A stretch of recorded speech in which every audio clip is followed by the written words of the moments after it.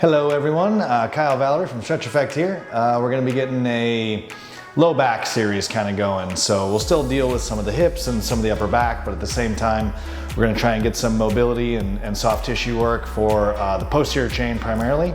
A lot of people kind of have commonly back pain, tightness, those types of things. So we want to try to address some of that on a regular basis. This is something that you can kind of flow through to a certain degree. But do take your time, focus on your breath. Initially, I'll be kind of talking through all of the postures and what you're going to be doing. And then at the very end, I'll kind of go through a full flow of all of it in real time. So bear with me here a little bit. We're going to start with some of the foam rolling.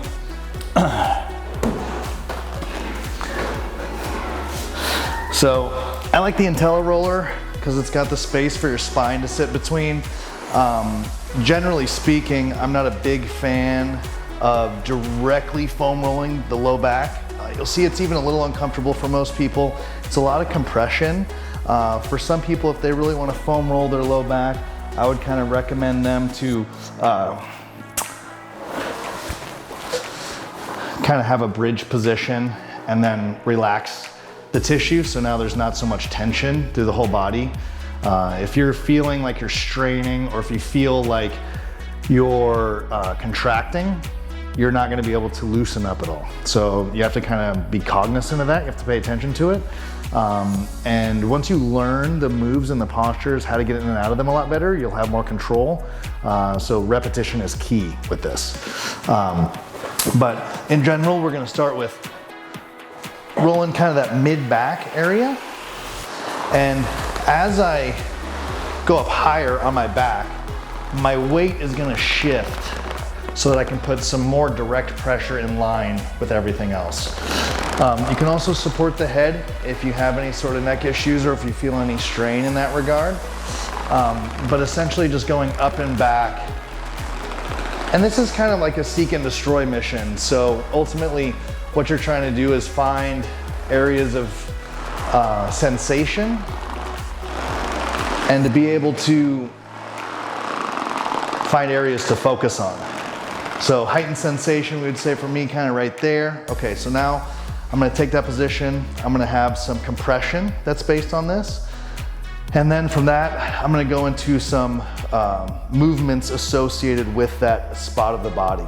So I'm gonna make sure that I keep my ribs down, okay? And all I'm gonna try and do is get as much thoracic extension as I can.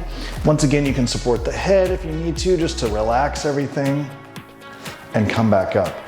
This is should be very passive, so you shouldn't be straining. One of the common faults is to just let everything go. So it looks like I got a ton of range of motion here, but at the same time, I'm actually getting movement out of my lumbar, my low back. So we're trying to mitigate that or keep it as minimal as possible.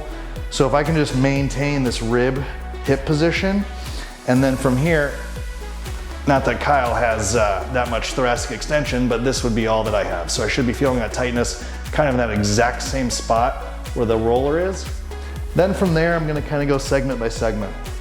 So now I'm gonna move up a little bit more, and I'm gonna go through several repetitions of that as well, trying to keep those ribs down as much as possible. And get several repetitions at each level. We're looking for about 3 to 5. These are not fast. The goal with mobility is to be comfortable, to allow time for the tissue to release, to create space for your body to learn how to control and move into. So it should be very passive. It shouldn't be straining. You shouldn't be holding your breath, clenching your teeth, no rapid eye blinking, things of that nature. Okay, so once we get a couple of those, I'm actually gonna kind of move on to the hips. For this, I prefer like the vibration roller from Hyperice, the Viper 2.0. This thing will bounce around like a wild monkey, okay? So I would make sure that when you turn it on, you're already sitting on top of it, otherwise you're kind of running around trying to catch it. When I'm here, I'm gonna come onto one side. I prefer speed 2, so it's got a little get up and go, but this is what I mean by jumping around like a wild monkey. So I'm also gonna get some piriformis here. So I'm gonna cross the leg I'm working on, and I'm gonna keep kind of a plant hand in here. Use the other leg for support. Initially, same goal. I'm gonna kind of go through some kind of seek and destroy missions. I'll also kind of work in and out. So one of the problems that we get with is we kind of focus in 2 dimensions. So we're very linear in nature. We just have to understand that the body is 3-dimensional. So we need to think round, not square in that regard. And so you want to play with all sorts of different angles. No one angle is right. And ultimately, even if you're doing something that looks correct but doesn't feel good, you need to change that. You need to understand that that's something that you are in charge of. So as we get this through here, now I'll kind of get some movement associated with that. I'll sink into that tissue. I'll breathe a little bit. We'll get some cross friction on here. Trying to increase blood flow, trying to make it easier for me to do my stretching and mobility work. Currently, I don't have any pain or issues, but this is an area that can be very tender sometimes for people. So just be sensitive with the pressure that you're putting into the tissue. I'm gonna switch sides now. There's the wild monkey.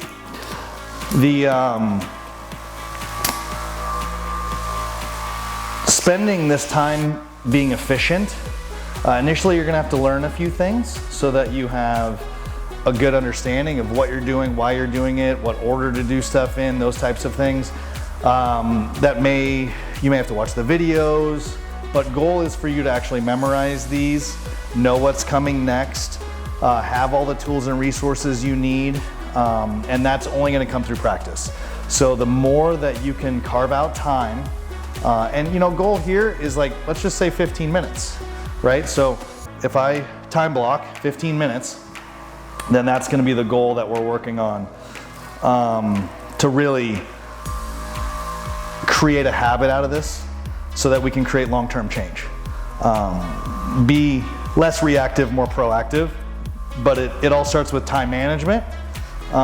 If you do not have that, you'll always be behind, you'll always be chasing, and you'll ultimately create frustration for yourself. So we want to understand that having a forward-looking perspective yields the best results, and ultimately that requires time management. It's a valuable resource, so we want to make sure that we maximize its potential. Okay, very good. And if you don't have a mat on the ground, it is about 10 times louder. Okay, so just some basic foam rolling there. Now we're gonna go into a couple of light mobility exercises. So this is a lying low back twist. Now this should be very passive. This is literally just your legs rocking side to side. If you notice, with a lot of people, when they do this, they take their legs and they immediately roll to the side and it feels like they're straining. It's not very comfortable. If you feel you're straining, once again, it's not gonna be able to actually stretch or release. You're actually creating compensation issues for your body. So feet are just, foot apart, and then there's gonna be rocking side to side. Now from that, we're gonna kind of get the upper body involved a little bit, and we're gonna look at the down hand, and so our hands are gonna rotate as well. Good breathing always, so we're holding our breath. Nice passive movements. This is usually one that feels very comfortable for people. And it's something that is as long as you can get down on the ground, is generally speaking a very safe exercise to do. Looking in that area, so your QL, your quadratus lumborum, which is back in through there. I also very much so like this movement. Helps really open up the back.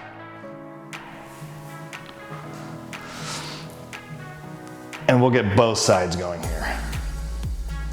So I'm trying to leverage this outside. So if you look at it, essentially, I have pressure here on this outside and I'm dropping down so that I can get that here.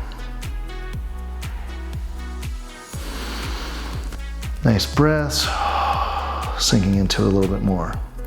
Now this is more of a mobility flow, so we're not gonna sit here and we're not gonna do a lot of long static holds, okay? What we're trying to do is prepare the body for movement. Ultimately, this would be something I'm doing before I'm gonna be trying to become active. I would generally do this before a dynamic warm-up, before a workout. So we'll get both sides going there. Now we're gonna get some T-spine mobility. So this is commonly called like open book, T-spine rotations. We wanna make sure our knees are nice and high so that they're at least at hip level, so you're kind of in that fetal position. From here, always make sure that when we're laying on our side that our shoulders are stacked underneath. Some people can use a foam roller here, so if it's a little bit more comfortable for you, just so that neck is supported, you can be right on the side here. And so we're gonna reach out and come across. Now, a lot of people get distracted by the hand, the arm, everything else that's going on.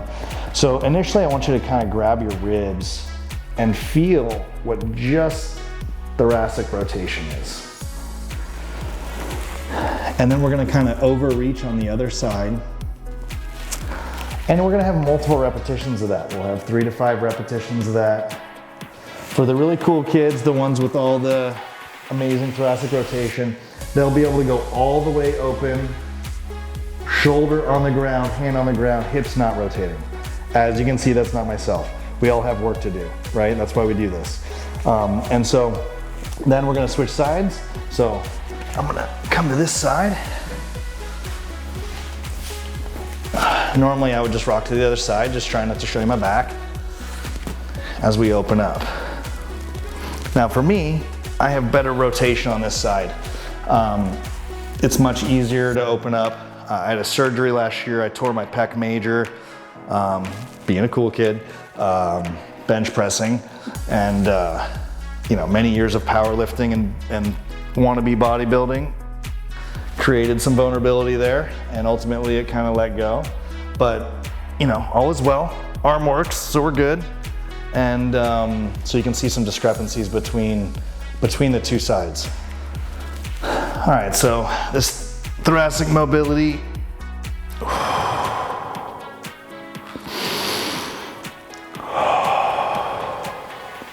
So we'll kind of get some of that rib expansion at the same time. Now with this shoulder, ultimately, you'll see a lot of people as they play with that. So I'll kind of create a little bit of more of an angle for myself for you to see. But if I was here and I'm rotating, this hand will, for a lot of people, will come this way. This hand can sweep anywhere along this path. And so for me, even if I come out this way and I come through here, I want to be able to sweep, and I feel a lot more tension up here because my pec's tight. And as I come through, so sometimes I'll even throw in some shoulder mobility in thoracic rotation, challenging the coupling of those. And use your breath.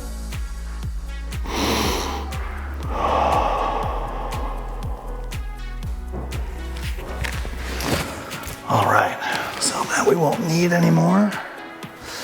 Now we're gonna kind of go into some 90-90. The hips are gonna have a big play with that low back. So we can, in a 90-90, we wanna make sure that we can try and sit up nice and tall here. So you'll get a lot of people that if they have the mobility, they can try and get in some other positions. But looking at pelvis position, making sure we're not cramping, making sure we're not forcing it, understanding or trying to stack the joints on top of each other. And then I'm gonna try and lean forward from that position as opposed to rounding through my back. And I'm gonna sink into that hip a little bit. Now, when I transition sides, come to the other side, and I like to get 3 to 5 repetitions on almost all of these. So as we work into that, creating a little bit more, making sure we maintain that core posture while we're rotating. And then even from here, I can get some extra arm drives, reaches, positions that are kind of exploring where is that tightness ultimately, right? Because we're getting ready for movement, right? This is all finding where those restrictions are. Those are going to tell us areas to really spend those extra 5 minutes that we really need focused. So from that, we're going to go into a cat-cow. So through here. Now the hard thing here is that even for myself, which is very obvious, I have a ton of, I have a little more kyphotic. So I'll have this tendency to get really roundy through here. Everyone thinks that they're doing a really super good job with that. But you're really just emphasizing some of the other issues with your body. So if you can kind of imagine pressure in this lumbar area and trying to push up into that to create more of a even round curvature. And then now as I'm going down, I really want to sink in to the thoracic spine where I should feel some tightness. And then up through that low back. And then down through there. So just take your time with it. And there's a lot of motor control issues with this. So initially you may not be able to find it. This is one of those that sometimes if you have a band, you can assist yourself with, or if you have a partner that can kind of resist in a certain area that you can't necessarily find, that's a better goal. Now I'll kind of face the camera for this one. It's a little funky, but it's called a Komodo dragon. So your hand position's a little wider. Gonna kind of hunker down, and then I'm gonna rotate. So I'm ultimately keeping my spine straight, but I'm feeling interior through here. I'm feeling chest through here. So this is more rotation. Breathing into that, rocking from side to side, kind of levering against the ground. And that one's usually a very, very comfortable exercise for a lot of people. So now going into some down dog. I have quite tight calves. I wish I could blame it on running, but it's probably from too much walking around because I don't live in a chair like a lot of people. But I like to rock from side to side.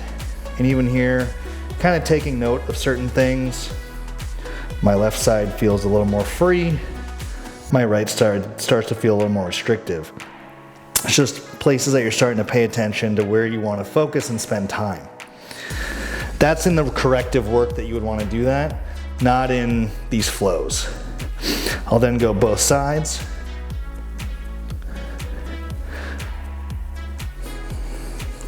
And yes, I'm no yogi, but we can all be better. From this, I'm going to transition into they call the world's greatest lunge, or Spider-Man lunge. It's one of my favorite stretches, honestly. It's quite fantastic. So the initial stage is you're going to be in almost that push-up position. We're going to bring that leg up. We're going to drop the hip down. Now from here, we're also going to challenge this external rotation through here. I'm going to challenge my hip through here. I'm still maintaining like a posterior pelvic tilt. So what you're doing is you're scooping your hips up underneath you. You'll feel more tension the second that you do that. And then we're going to rotate. So we can do several rotations through that. We can have knee up or knee down. It just kind of depends on where you're at with your mobility. And once again, I'm going to switch sides here. And now we're going to really kind of integrate some of these movements as a whole.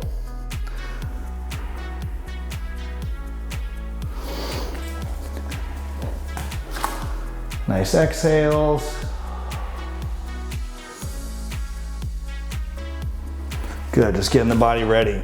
I always like to finish with a little Mackenzie press. A lot of people feel that their goal is to get their self up as high as possible. And I see a lot of people kind of straining almost when they're doing this. This is a fantastic exercise done properly. We're probably gonna have our hands up a little higher. One of the goals here is to be able to leave the hips on the ground and to not feel that low back contracting. So you don't have strain, once again. And so if I put my hands up by my eyes, I'll have a little bit of a better way angle to kind of passively do that. And now I can get up decently as far as like extension with my arms, but my hips are still on the ground. This is also one that you want to make sure you do like repetitions of, and you should not feel strain here. Should be very comfortable, should be very passive to a certain degree. Very safe exercise if done properly. So once again, you'll see a lot of this and it's not comfortable. And you can see I'm working real hard there versus up higher, no problem at all.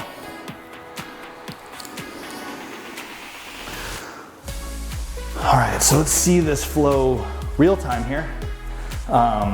So we're gonna go through kind of all of these with very little instruction, and then you're gonna just see how long does this really take. All right.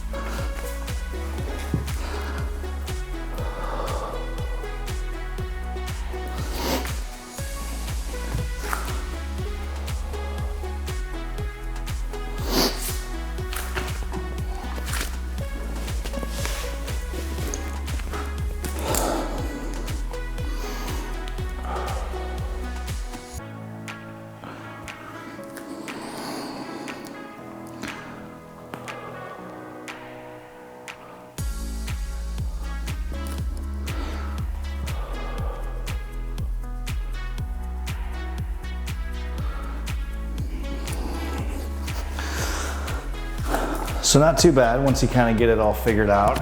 It's a quick, easy, don't need a lot of space, don't need any equipment, even though we seem to have plenty. So it's a good low back mobility. I'd love to see some of your favorites, see how you guys do it. So we'll talk to you soon.